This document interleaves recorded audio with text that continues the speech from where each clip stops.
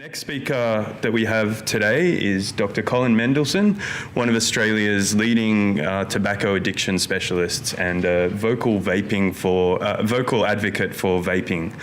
It's an issue myself that I kind of came around to very slowly. I wasn't really sure what to make of it, but I'm convinced that it has the potential for improving public health, probably more than any other aspect of drug law reform. So thank you, Colin.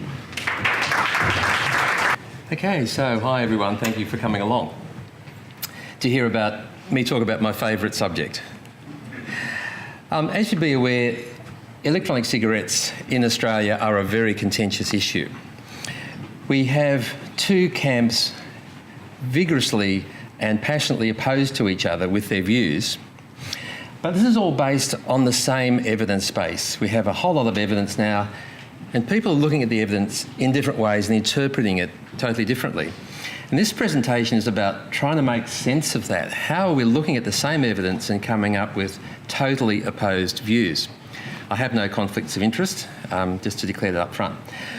So just to clarify for those of you who aren't users, and I know there are a number of vapers in the audience, but electronic cigarettes basically consist of a battery and a little chamber of e-liquid, which is a liquid which may or may not contain nicotine. And when the user breathes in, the little heating element in the end of the vape lights up and heats up the liquid and vaporises it into a mist, which is inhaled into and absorbed through the mouth and the lungs. And then the vapour breathes out a visible cloud. So this very much simulates smoking. So basically, you're getting the nicotine that smokers are addicted to, that they need. But as well as that, you're simulating the smoking habit, which is a very important part of the addiction. So people get the behavioural ritual of smoking, the hand to mouth, the blowing out of a cloud, the sensory aspects of smoking, the taste, the feeling of the smoke going into your lungs and so on. So it's basically replicating smoking. So we're talking about tobacco harm reduction. So traditionally, the approach of people in tobacco control has been all about people have to quit, abstinence only. And we've had that model running for many years as the only way of approaching smoking. And this is otherwise known as the quit or die approach, which obviously works if you quit, doesn't work too well if you die. But the problem is that smokers are repeatedly trying to quit and being unsuccessful. And we all know that smokers repeatedly make attempts to quit and relapse. And this goes on and on repeatedly for many years in each smoker. Tobacco harm reduction is a new paradigm. And it's the option of giving people another option where if you can't quit, switching to an electronic cigarette gives you the nicotine that you need and also gives you the behavioural, the smoking experience. So it's a safer alternative to smoking. And it's no different to other harm reduction strategies that are currently being used and are widely accepted, where we accept that people can't change certain behaviours or don't want to, but we want to reduce the harm to health. And that's the basic principle. Letting people do what they've chosen to do or what they can't stop doing, but the most important thing for public health is to reduce the health risk. So what's the evidence for vaping? Well, there have been several major independent reports from very highly respected international organisations, starting with Public Health England, a major report in Canada earlier this year, another report from England, and a report from the Royal College of Physicians, a comprehensive review of all the evidence last year. And what all these reports have accepted and agreed on is that vaping is an effective quitting aid, so the use of an e-cigarette does help people to quit, and we know millions of smokers have quit using e-cigarettes. We know it's substantially safer than smoking. We've got a very small fraction of the toxins in tobacco smoke are in vapour, and those that are there are mostly less than 1% of what's in concentrations in tobacco smoke. We know that the harm to bystanders from second-hand vaping is minimal. We know that these products are used almost exclusively by smokers and recent ex-smokers. So uptake by children and non-smokers is actually rare, and we know that from national studies in many countries. And the evidence is so strong that the Royal College of Physicians in the UK has concluded that in the interests of public health, it's important to promote the use of e-cigarettes as widely as possible as a substitute for smoking. So that all seems pretty straightforward. The evidence seems pretty convincing. However, there is quite a lot of opposition to e-cigarettes. In Australia, the opposition is unanimous. Our 9 health departments are opposed to e-cigarettes, our peak medical bodies are opposed, our public health organisations, our medical associations are all opposed to e-cigarettes, advising great caution. Internationally too, there's also lots of opposition. The World Health Organisation is opposed. The Surgeon General from the US is opposed, although he's just recently been fired. But that's another story. But what people who oppose e-cigarettes, generally when you look through their position statements, they're basically framing e-cigarettes as a risk. So they're looking at the threats associated with e-cigarettes. That's what they're focusing on. What is the risk of this new technology? So, yes, of course, e-cigarettes are not harmless. Nothing is harmless. And there are small risks. And they're focusing on small risks. They're focusing on potential risks and unknown risks in the future. What's going to happen in 20 years' time? We might find that people grow horns and a tail from using these things. Well, that's true with any new treatment. You never know in 30 years' time, but we can say from what we know that the risks are likely to be far safer than smoking. They worry about these products enticing young people who don't smoke to start vaping, become addicted and move on to smoking. They worry that widespread use of vaping will be seen as making smoking more socially acceptable again in the community. And they're worried this will undermine tobacco control. So we've done a lot of good work making smoking uncool. We don't want it to start looking cool again. And they're worried about big tobacco. Big tobacco has behaved disgracefully over the years, as we all know. And there's this kind of view that, well, anything big tobacco does must be bad, so we need to oppose this based on that principle alone. So basically, this is a risk-averse precautionary view. So they're saying, well, there are risks. Let's look at these risks and dangers, and we don't want any new risks to be brought into the equation. The people who support e-cigarettes are generally looking at the opportunity. So they see a huge potential benefit to public health. So we know that many smokers are unwilling or unable to quit smoking. And we know that up to 2 out of 3 of those will die prematurely as a result of their smoking. On average, they'll lose 10 years of life if they continue to smoke. We know that e-cigarettes work and we know they're popular. In the UK, in the US, they're the most popular quitting aids, more than patches, more than anything else. So people like them. They have a wide reach, which is important to be effective. And we know they've helped millions to quit. This survey from the EU that's quoted here estimated that 6 million smokers in 2014 had quit tobacco using e-cigarettes. 6 million people. That's 4 million lives saved right there. So it seems like a no-brainer if you're looking at it from an opportunity point of view.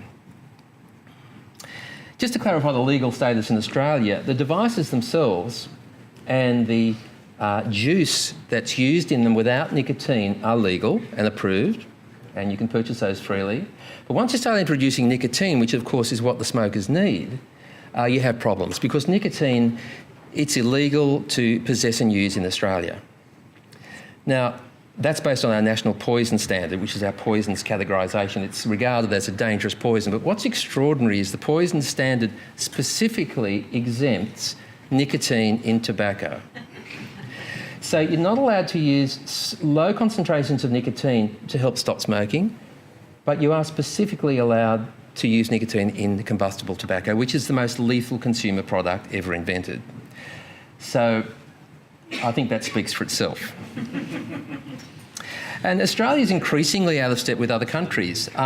Other peer, affluent, industrialised countries are mostly moving in the other direction. So in the UK, the United States and the European Union, there is support and e-cigarettes are legal and they're regulated. Recently, New Zealand and Canada have started to legalise and will go on to regulate e-cigarettes. So Australia is very much out of step with the momentum and very much out of step with our partners with similar countries and values. So the question is, why? You know, we're all looking at the same data. Why are some people interpreting it this way, looking at the risks? Others are looking at the opportunity and taking it forward. So first of all, why do people have negative views? So I wanted to get inside the brains of some of the public health, tobacco control and health department people who are making these decisions. Why are they taking this negative view? I think the most important issue is that they've used a framework, an ideological framework for about 40 years to fight tobacco. And that framework has no room for tobacco harm reduction. Their approach has been complete abstinence, complete elimination of tobacco, nicotine, tobacco companies, cigarettes, and that's the only way they've approached this issue. And they've devoted careers to eliminating tobacco. And here we are again with a product that looks like smoking, which is partly why it works. And this is creating a whole lot of resistance because their framework does not include harm reduction. And this is a whole new threat because it's threatening the way they've always done things. The other concern they have is big tobacco.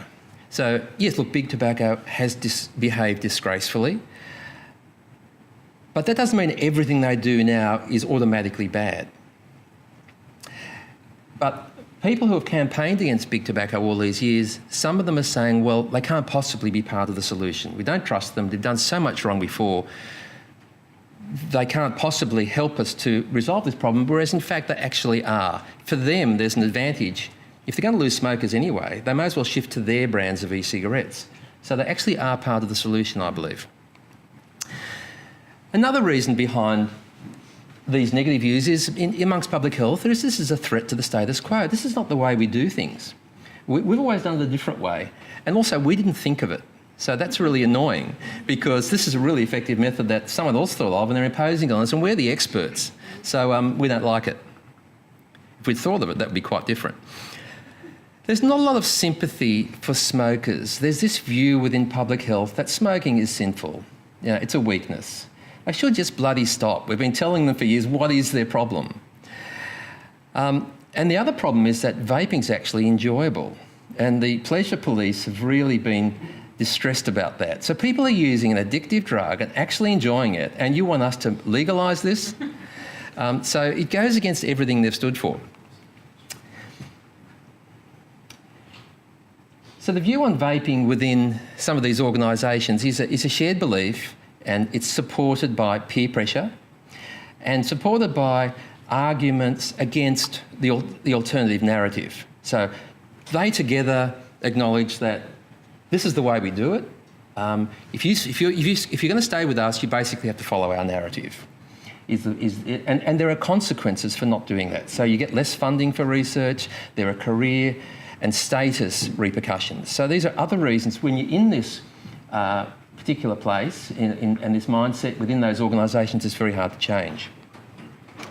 And finally, nicotine over the years has been demonised because of its association with tobacco and because it's the addictive ingredient in tobacco. So unfortunately, nicotine has got a reputation it doesn't deserve. It's a relatively minor product, minor chemical in terms of health effects. But it's what kills people is the tar, the carbon monoxide, all the other poisons of combustion, not nicotine. That's relatively minor. So these people have made up their minds about e-cigarettes and tobacco harm reduction already. And the problem is that once you've made up your mind, it's very hard to change. And you tend to see evidence that supports your beliefs and accept it on face value. Evidence that contradicts your beliefs, you oppose. And I think these opinions are very hard to shift, even when the evidence changes. So people interpret the evidence to support their underlying belief. Now, we all do this, of course, but I think this has a large part of the explanation for what's happening in this space. There is a solution, and the solution is a compromise of both of these positions to legalise nicotine in low concentrations and encourage smokers to use it, to change, but also have a portfolio of regulation which is balanced and proportionate to risk to minimise any harm to bystanders and also safety and quality standards, no sales to young people and so on. So you can regulate to minimise the risks that their opponents are concerned about. So finally, I think we all just need to take a deep breath and calm down and look at the evidence. Attitudes and policy should not be based on ideology or on outdated beliefs. There are millions of lives at stake here, and I think it's too important to get this wrong. Thank you.